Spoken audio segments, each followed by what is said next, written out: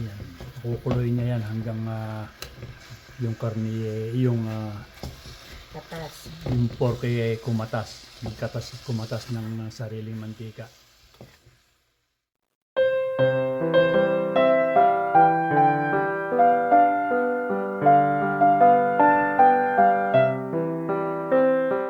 Hello po mga ka-senior. Welcome po sa aking channel. At kumusta po kayong lahat?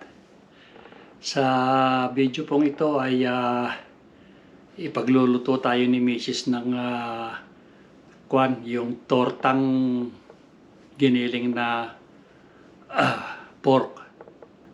Yun daw ay iluluto niya. Kaya samahan po ninyo kami at pakikita niya sa inyo kung paano siya magluto ng tortang baboy na sariling style niya. Kasi wala naman siyang wala siyang measurement, basta tansya-tansya lang ang ginagawa niya pagluluto. Na okay din naman. So, samahan po ninyo kami mga ka-senior. Ito na yung kanyang mga ingredient. Bawang, giniling na karne, na pork. Ito yung kanyang sibuyas. Ayan. Tapos, kamatis. Red bell pepper. Tapos, red bell pepper. Carrot. Then, Celery. or Chinese celery. And carrots. So, ayan yung inuna na niya yung bawang.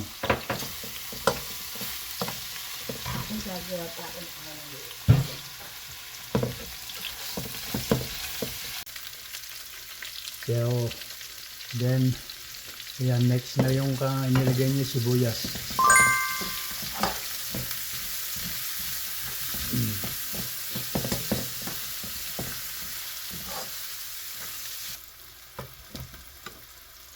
Then, tomato. Kamatis.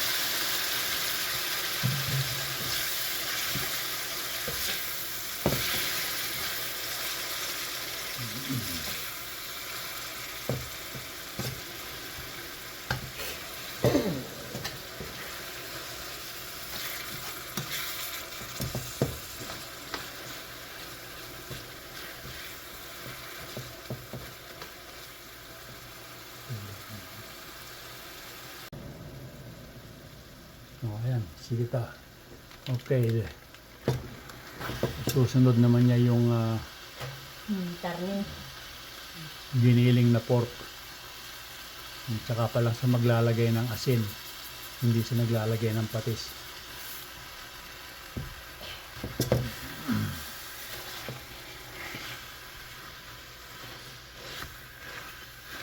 Ayan.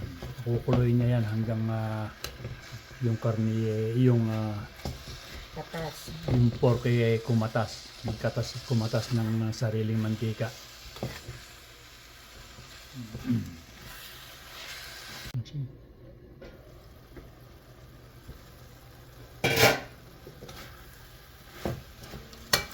So, hindi pa rin luto yan. Wala pang katas yung kwan.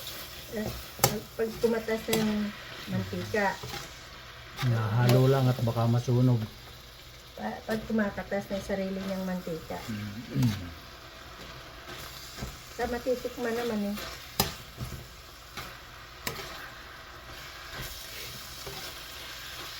Kumuha kayo, dami nito eh.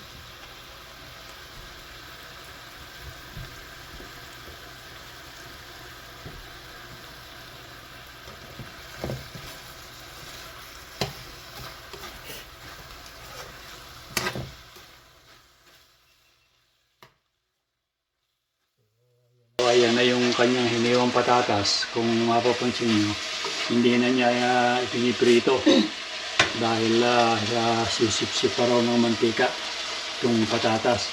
Kaya ito, isasama na lang niya doon sa kanyang niluluto. At Nakita nyo, marami yung kanyang mga ingredients. So, yan ang bell pepper.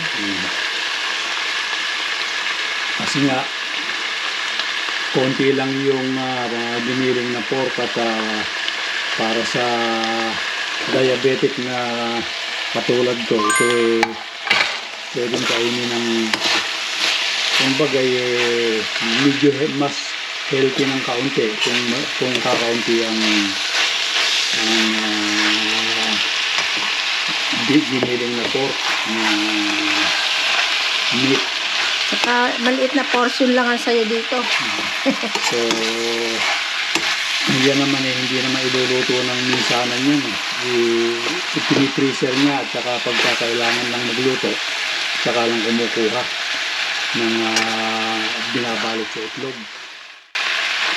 So, niluluto niya lang yan para pag nangailangan siyang magluto ng torta, pag gusto namin mag-ulam ng tortang karne, meron na agad na nakaluto na nakalagay sa freezer.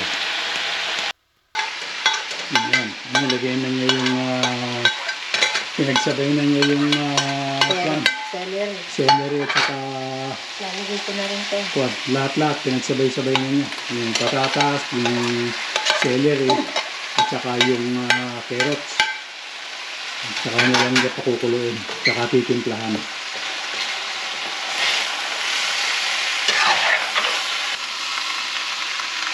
Pagka walang ginagayak na lahat ng kakainin. Ganyan ang buhay ng senior dito. Pagka alam ginagawa, magluluto na ng kung pwedeng ilagay sa freezer at kung gustong kumain, doon na lang kukuha.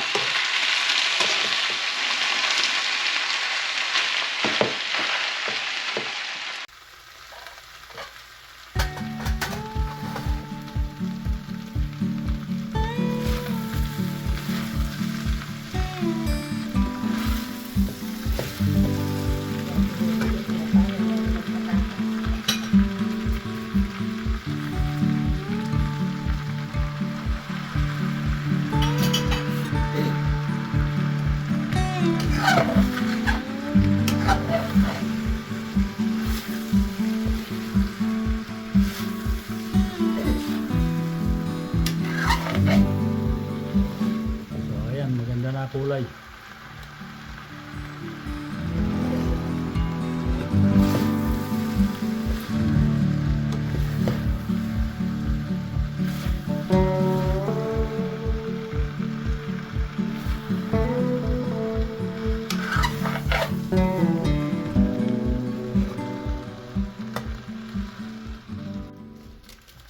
Yan, lalagyan na ng Magic.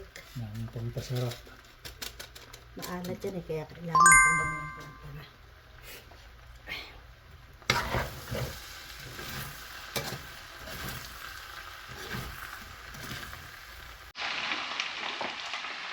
So yun pala tandaan niya pagka malapit ng pagluto ng patatas, malinaw na ang kulay. Ngayon, ayan, titimplahan na. Iluluto ko na ng patatas. So, konti pa. Sa patatas, konting luto pa. Okay na.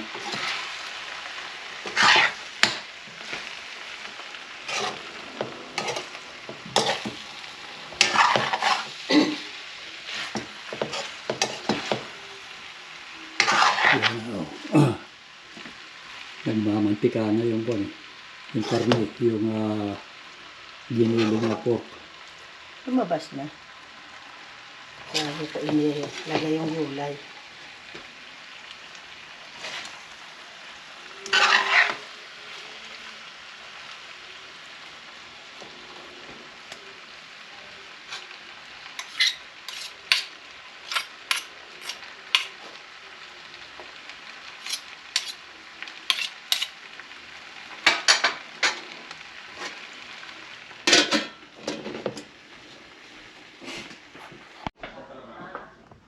So mga ka-senior, ito na yung finished product nung niluto ni Mrs. yung gagawing torta. Oh, ayan. Oh, tamang-tama naman dumating yung anak namin. So mabibigyan siya nito.